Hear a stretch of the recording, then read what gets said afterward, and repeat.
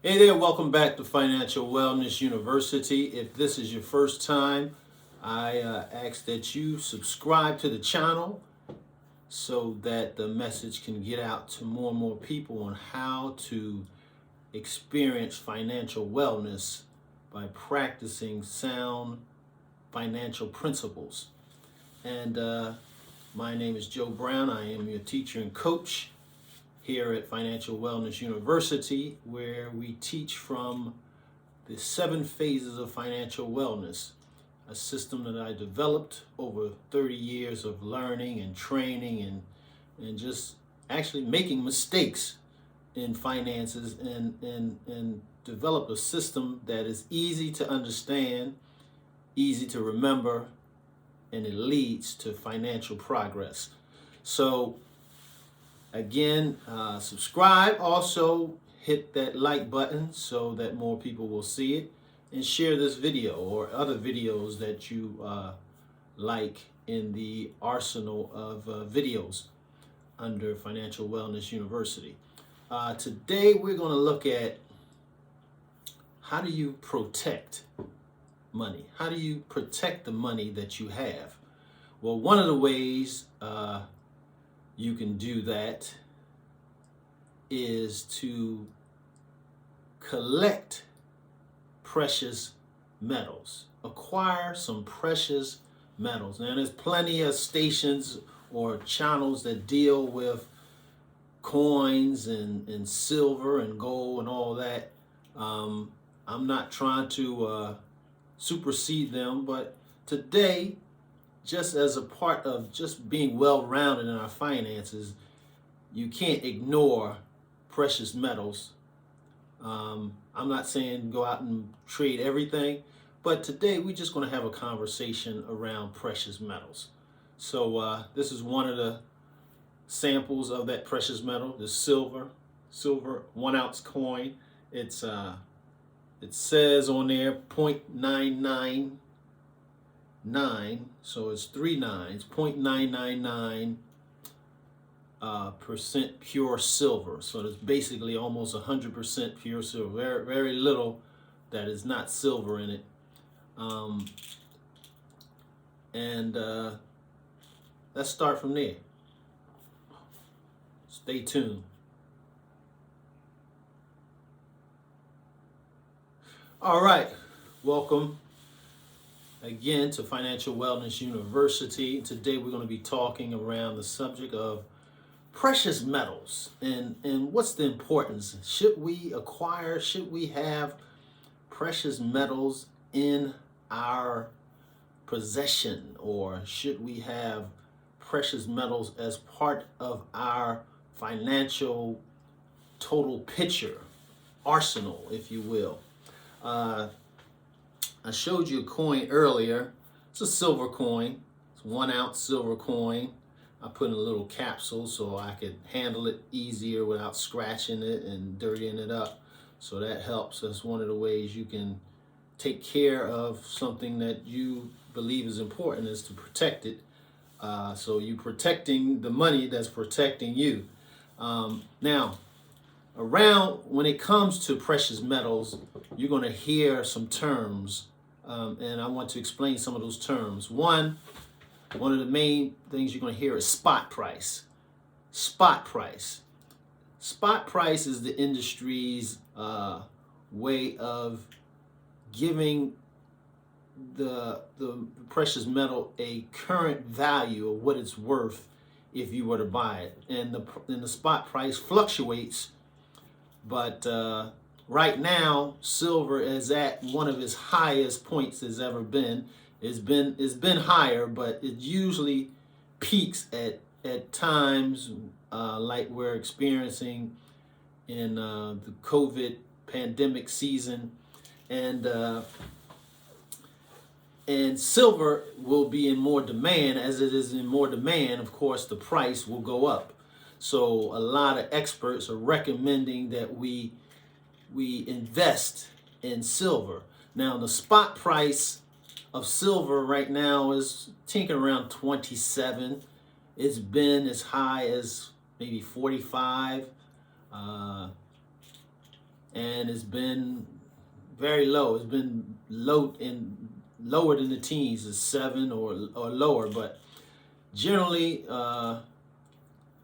70. It takes about 70 of these to equal one. 70 of these to equal one gold coin. So if you can imagine, if this was gold, it would take 70. Generally speaking, it depends on the price at the time. I think the spot price of gold right now is around 1,800 and some change. So this little gold, if this was gold, it would cost about $1,800. Right now, this little silver one is around 27.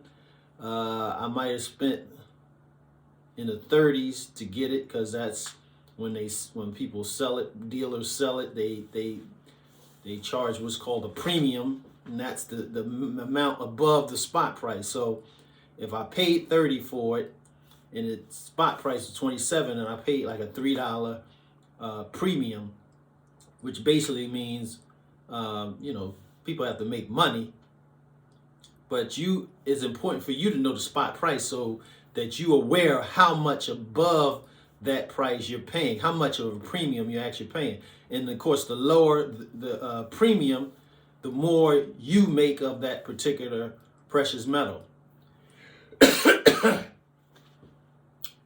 So you'll hear people say, well, this is 1 ounce. If you buy 5 ounce, if you buy 10 ounce, if you buy 100 ounce, that it lowers that premium as you get more, because people are willing to lower the premium if you get more amount of the silver. But as I said, it takes 70 of these to equal one gold piece. So if you can imagine, silver takes up a whole lot of space. So if you plan to acquire some silver, you even need to have some space in your house, a large safe, or consider having it stored away from your home and at the bank or some facility that can keep them safe. So those are the kind of things I just wanted to bring to your attention. But the ideal is that it is what's called a hedge against inflation, which means now I keep showing you the silver one. This is one I have right now. But if this was gold, whatever this purchase 100 years ago, more than likely can still purchase today. That's one of the advantages of, or whatever this silver now this says $1, but we know it's worth at least 27. So the silver value is worth more than the currency value that's on this particular coin. And then what you'll see in the industry are what's called silver rounds or silver bullion, which means it's not a currency, a legal currency of a country, but it's just printed. It's just minted to represent its silver value. So you'll see in something like I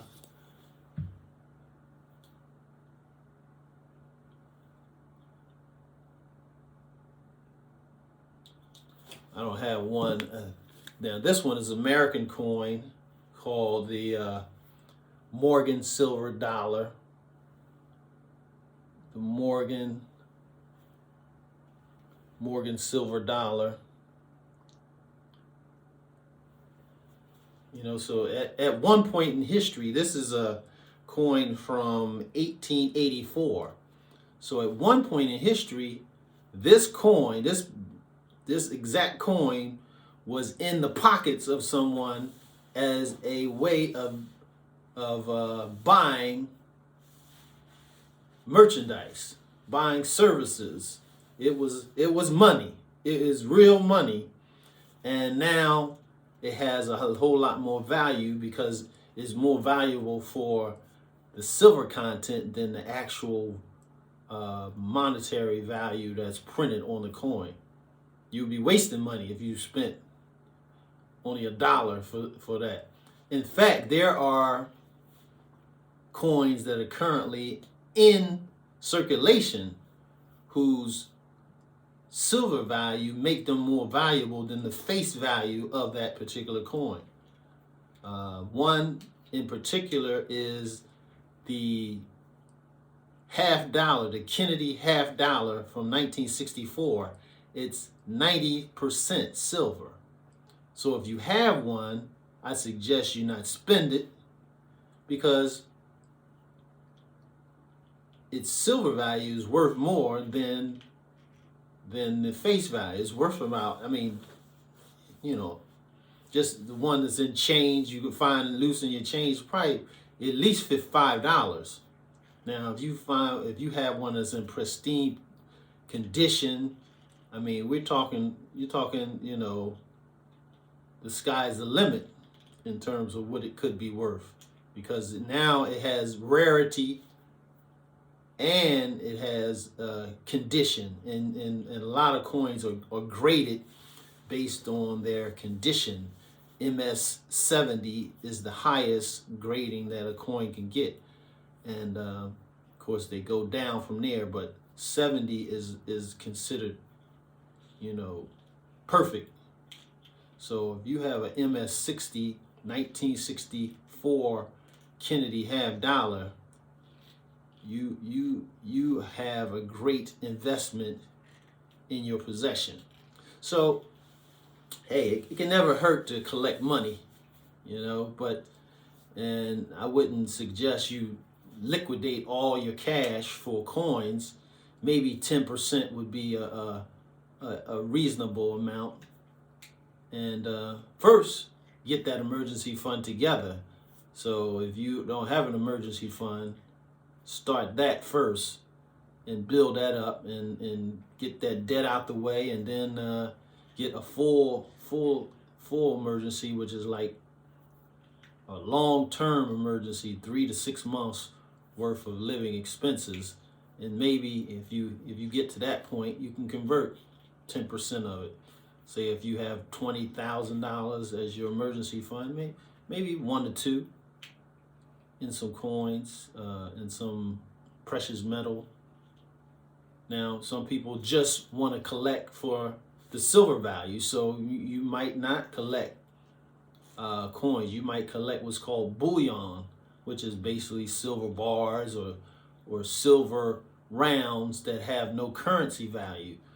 I like the way they look. So it's not just for silver investment, but it's because I'm a collector. I like the way they look. I like the collector value. But know the spot price and try to stay as close to that spot price when you're buying it. Wouldn't get into all the graded coins and all the fancy things until you know a little bit more about the coins. But who can't spend $30? If $30 break you, then you need to watch this channel a whole lot more, so that you will learn how to increase your net worth and become more financially sound, so that something as small as $30 won't be even of a thought in terms of investing or moving forward. So I hope this helps. Again, if you can give me a like, I appreciate it, and acquire some precious metals into your arsenal of investments, and be well-rounded, and it protects you as a hedge against inflation. If the dollar was to ever fail, which not very likely, but it's nice to know that you have something of value that you can trade. Now, of course, again, if this was gold worth $1,800, you're gonna have to buy a whole lot with it. Whereas a little denomination of silver, $30, can buy a lot little things. So I would suggest start with silver, build up at least the equivalent of one gold piece, $1,000, $2,000 worth of silver, and then maybe diversify into some gold if you can afford it. And you can buy in different sizes too. This is the standard 1 ounce, but you can get 5 ounce, 10 ounce, or you can get 1/10 of an ounce, which is like a little dime, So like I like the collector value, so I like something I can see. So 1/10 is kind of small, but hey, if that's all you have, then start where you are and go from there. All right. So I hope this helps, and thanks for visiting the channel, and God bless.